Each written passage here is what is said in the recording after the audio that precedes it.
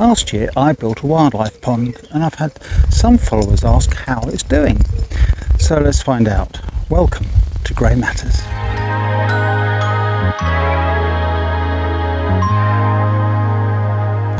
Welcome to Grey Matters, the channel that promotes the fact that the older generation still matters and looks at issues that matter to the older generation.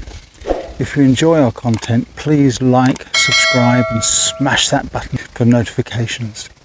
Okay, so last year I built this small wildlife pond, on the cheap I might add. The shingle, I used 2 bags of that, which cost me £2 a bag. The river pebbles cost about £3 to £4 a bag, and I used 3 of those. Here's my little robot mower, still busying away.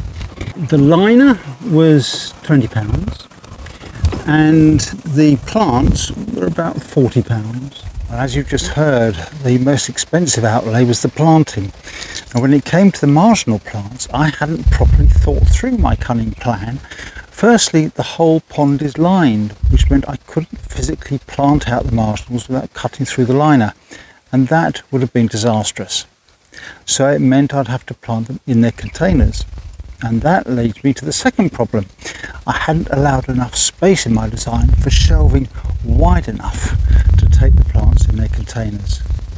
It's fine at this end, but down the sides the shelving is simply inadequate.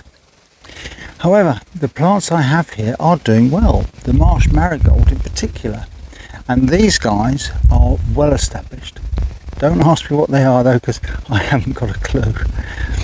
The 2 questions I'm asked most are you getting any wildlife, and have you had any maintenance problems?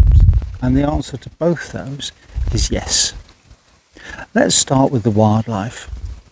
The deepest part of the pond will allow waterborne wildlife to survive in the winter, and this beach allows mammals and birds to access the water without falling in and drowning.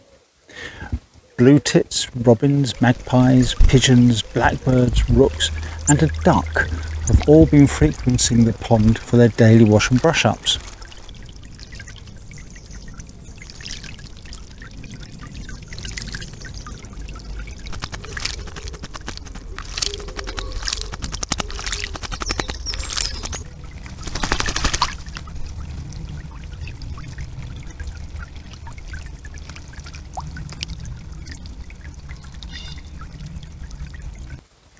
The duck, which was nesting in our garden, used to sneak down at night for a clean and a swim.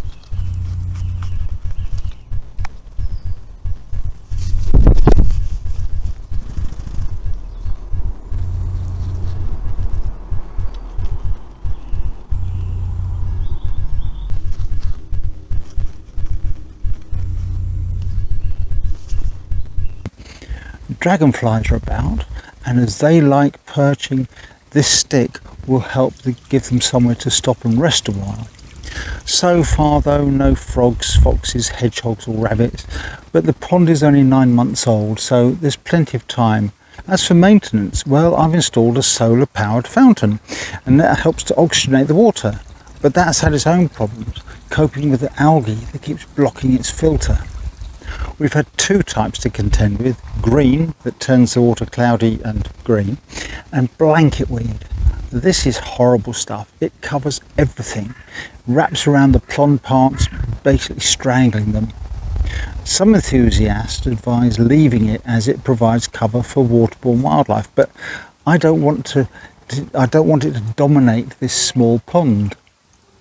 There are treatments available. For example, I use AlgoRem for the green algae. This is made by Tetra, and I use Blanket Answer by Cloverleaf for the blanket weed, and those aren't paid promotions. For the weed, I start by using a stick to remove as much as I can.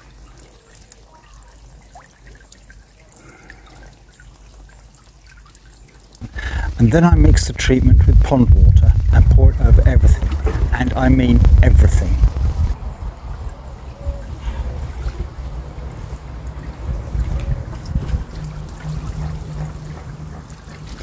It'll turn the water a cloudy white sort of colour, but that soon disappears. You might need to repeat it a couple more times. The green algae treatment is applied in exactly the same way, and they seem to be very effective. I'll leave some links to them in the description to this video, including a link to the original video I did about when I put this pond in. As for the fountain, well, I've now placed it in a small bag, you know, the ones you get from the supermarket for putting fruit and veg in. It acts as an extra filter and it works brilliantly. Just need to take the fountain out, give that bag a wash, put it back again. It works brilliantly.